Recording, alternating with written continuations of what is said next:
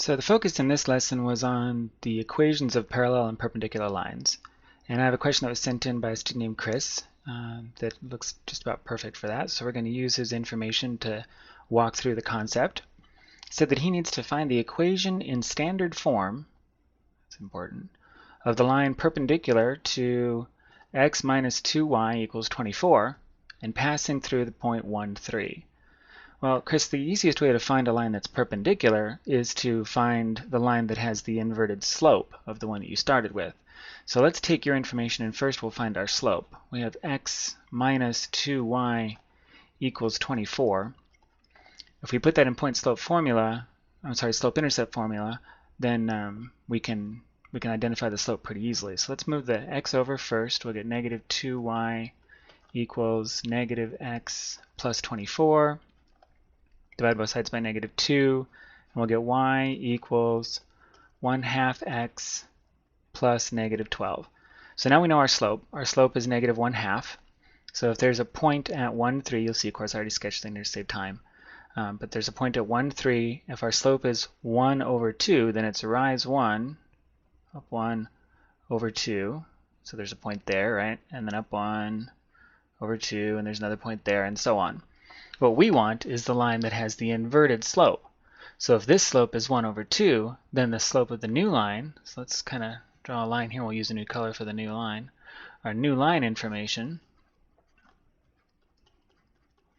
it's going to have a slope that's the inversion of 1/2, so it would be negative 2 over 1, flipped over and with a different sign.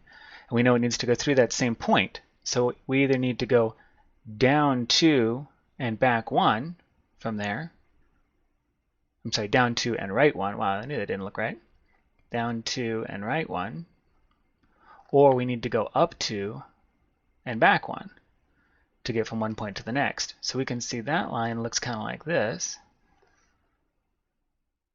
And yep, looks like it crosses right through there at 90 degrees like we hoped it would. So all we need to do now is find that equation in standard form. Well, we already know m. To find the equation, we just need to find b now, and we already have an x and a y. So let's put that into y equals mx plus b form first, and then we can convert it to standard form afterward.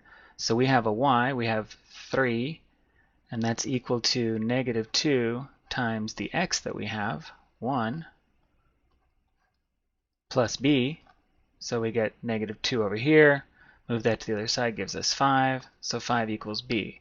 So our new line then has an m of negative 2 and a b of 5, so that equation is y equals negative 2x plus 5 in slope-intercept form.